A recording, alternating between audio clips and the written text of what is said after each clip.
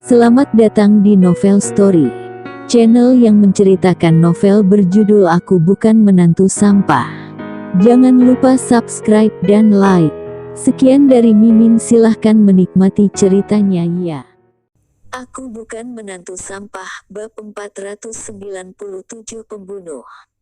Saat ini, Dini yang duduk di belakang juga mengerutkan dahi, mata cantiknya yang dingin melirik ke arah kaca spion tengah. Dengan pengalaman menjadi pembunuh untuk bertahun-tahun, ia juga tahu bahwa orang itu adalah pembunuh. Apalagi orang itu memiliki kemampuan yang tinggi. Hanya perlu lihat bagaimana Rocky untuk mengatasinya. Jika Rocky tidak dapat melawan balik, ia akan mencari kesempatan yang baik untuk kabur. Rocky memegang setir mobil dengan erat, mengendarai mobil untuk berpindah dan meluncur cepat di jalan raya. Melalui kaca spion tengah, ia sudah melihat jelas bahwa ada 3 mobil hitam yang mengikutinya dari belakang. Salah satu mobil Mercedes-Benz terdepan ada seorang pria galak bertubuh kekar yang memakai kacamata hitam, mencondongkan tubuh dari jendela atap mobil dan tangannya memegang sebuah busur panah. 3 mobil Mercedes-Benz pun terus mengikutinya. Pria bertubuh kekar yang mengambil busur panah itu pun terus menyerang. Lagi-lagi beberapa panah metal yang meluncur dari busur panah di tangannya, membawa angin kencang keras datang. Rocky memegang setir mobil dan terus mengendarai mobil di jalan raya. Mobil Maserati berwarna merah itu mengepot, tiba-tiba mengerem dan menyalip. Menghindari serangan beberapa panah dan hanya ada satu tangkai panah yang tertancap miring di belakang mobil. Terdengar suara ricuh di mana lampu mobil itu pecah. Sedangkan badan mobil Maserati juga dibuat pecah, hingga serpihan kaca ada di manapun. Kuat sekali. Rocky mendeci pelan. Ia tak sangka bahwa orang itu bisa-bisanya memiliki kultivasi diri yang hebat, hanya dengan kekuatan dari panah ini sudah cukup memecahkan batu besar ribuan ton. Setidaknya orang itu memiliki kultivasi diri tingkat tengah. Ia sambil mengendarai mobil, sambil melirik ke kaca spion tengah dan menghitung sesaat di dalam hati. Orang yang mengejarnya kira-kira ada 5 hingga 6 orang. Lalu lintas di jalan raya seketika menjadi kacau. Tidak sedikit supir yang terkejut hingga tidak dapat melakukan apapun. Ada mobil yang menabrak ke tepi jalan, ada mobil yang langsung menabrak mobil lain dan ada mobil yang langsung terjebak ke dalam kali. Adegan mobil berbalapan saling mengejar untuk membunuh, hanya dapat ditemukan dalam film. Hanya melihat secara langsung sudah cukup membuat orang semangat. Seketika lalu lintas jalan raya menjadi macet dan klakson mobil mengejutkan langit. Tapi sebagian besar orang mengira bahwa mereka sedang syuting film. Mobil yang disetir dengan begitu cepat membuat Dewi pusing dan isi perutnya yang terus terkocok. Ia baru pertama kali bertemu dengan kejadian seperti ini, jantungnya berdetak sangat cepat bahkan tubuhnya pun merinding. Tapi Dewi tahu bahwa keberadaannya sangat bahaya. Dengan kesempatan berpindah, Dewi tidak tahan untuk membuka mulut berkata, "Mereka datang karena diriku. Kamu biarkan aku turun, aku akan melapor polisi." Rocky memegang setir mobil dengan erat, lalu berkata tanpa ragu, "Kamu adalah istriku, aku tentu harus melindungimu." Setelah itu, ia tersenyum sekilas dan membuka mulut berkata, "Lagi pula aku sama sekali tidak menganggap beberapa orang itu hanya beberapa anak buah dengan kemampuan tingkat dasar, mereka merupakan keberadaan yang terhormat bagi orang biasa. Tapi bagi Rocky, mereka semua sepenuhnya tertindas." Roji tidak menganggap mereka, tapi mobil masih terdapat Dewi dan Dini, kedua wanita ini. Ia tidak boleh tidak memperdulikan keamanan mereka.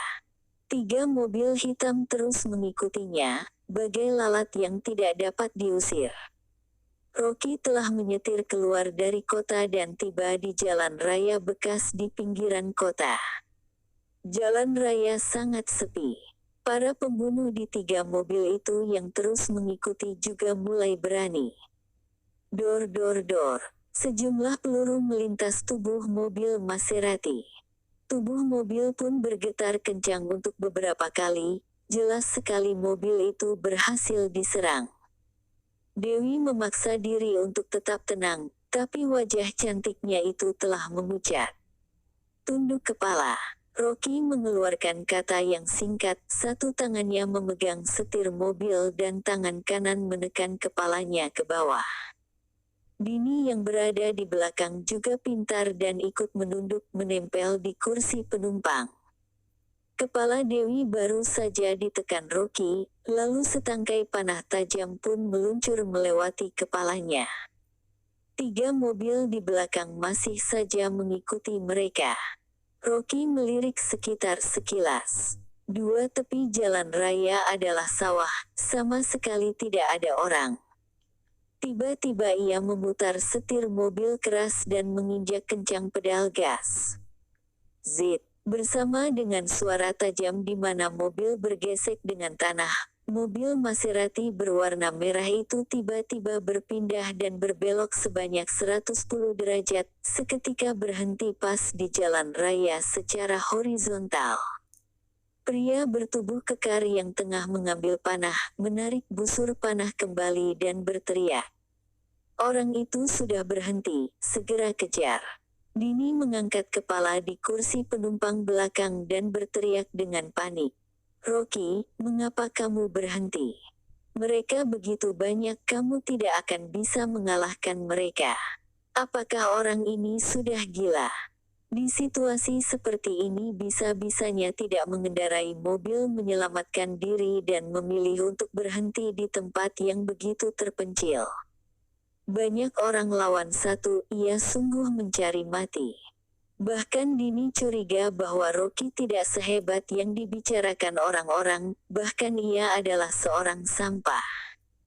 Ia mengangkat kepala melirik ke pembunuh yang berada di belakang dan membuat sebuah keputusan. Situasi sangatlah berbahaya, ia juga tidak boleh menyembunyikan statusnya.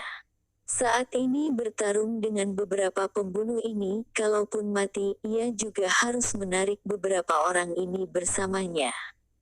Dewi juga memasang raut wajah gugup dan bertanya dengan panik. Rocky, untuk apa kamu berhenti? Tenang saja, aku sudah mempunyai rencana. Rocky tersenyum, lalu mengulur wajahnya dan memberi instruksi.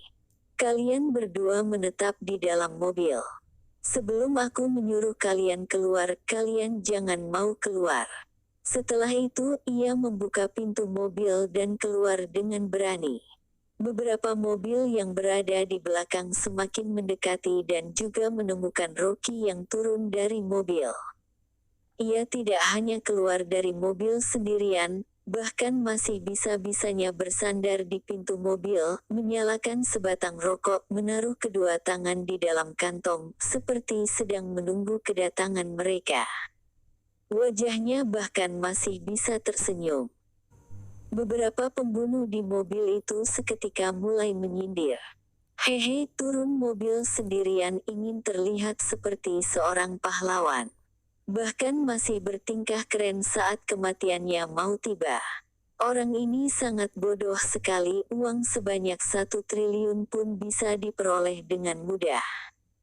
Pria bertubuh kekar itu menyeringai berkata, kalau ia sendiri sudah inisiatif untuk menjadi sasarannya, maka jangan salahkan aku menyerangnya hingga menjadi saringan. Setelah itu, ia mengeluarkan busur panah dan memasang 5 panah tajam ditujukan kepada Rocky. Beberapa pembunuh hanya berpikir untuk menyindir Rocky. Mereka sama sekali tidak tahu bahwa langit tiba-tiba menjadi mendung, sinar di sekitar pun menjadi suram. Berbagai petir bagai ular yang bergerak di dalam awan. Pria bertubuh kekar itu menaruh panah pada busur, menarik busur panah sekuat mungkin dengan wajah yang memasang seringai. Panahnya hanya perlu setangkai untuk menusuk Rocky, maka akan mengeluarkan kekuatan yang cukup kuat seperti peledak TNT. Hanya energi Ki yang terdapat di panah sudah cukup membuat daging tubuh Rocky menjadi hancur. Cari mati. Pria bertubuh kekar itu mendecih tak peduli dan mau meluncurkan panah. Di saat ini, ia mendadak menemukan Rocky yang merokok bersandar di samping mobil seperti sedang mengangkat kepala tersenyum sekilas kepada dirinya. Senyuman itu bagai seorang duta neraka. Orang yang mengubur mereka. Hati pria bertubuh kekar itu seketika muncul firasat yang buruk. Sedangkan di waktu yang sama, langit tiba-tiba terlintas sinar putih yang menusuk. Terima kasih telah menonton, jangan lupa like, komen dan subscribe ya teman-teman agar saya semangat melanjutkan novel ini. Jika ada yang kurang baik silahkan komen di bawah agar saya memperbaikinya. Sekian dan terima kasih ya.